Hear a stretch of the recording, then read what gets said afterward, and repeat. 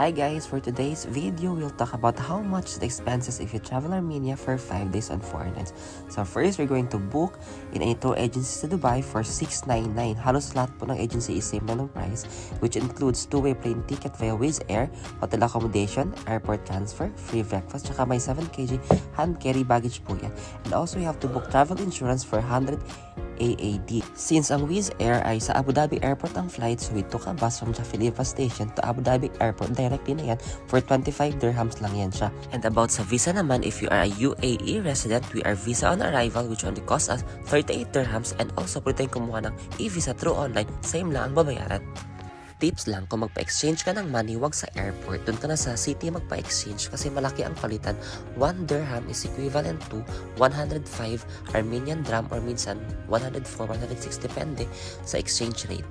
With regards sa tours, wag kayong mag-book ng tours kung saan-saan lang. I-check ninyo ang inyong hotel kung meron silang mga tour packages na available. And also, if you want recommendations, you can message me.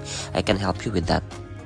Ito yung mga prices ng tour packages na kinuha ko during my stay. For day 1, zero yan kasi hindi ako kumuha ng city tour package since yung hotel na nastayhan ko is malapit lang sa city.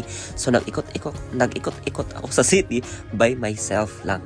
May mga city tour packages which cost you 35 to 40 dirhams, pero kung malapit ka lang naman, lakarin mo na lang para mas makatipid ka.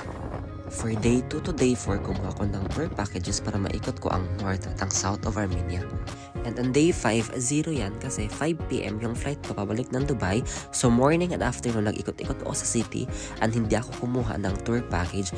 And guys, if mag-ikot-ikot kayo sa city, mag-download kayo ng Yandex app for taxi para mas convenient and hindi kayo mahirapan. For the food naman, since may free breakfast naman yung hotel, so mag-budget ka lang ng 50 dirham for your lunch and dinner. Sapat na po yun kasi mura lang po ang bilihin sa Armenia.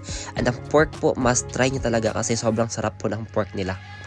For pasalubong naman, marami kang pagpipilian at saka ang mura lang. Pero kung wala ka namang bibilhan, huwag ka nang pumili. Charits lang.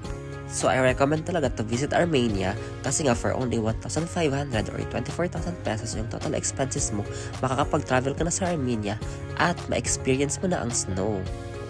So yun lang for today's video and see you sa next travel. Bye bye!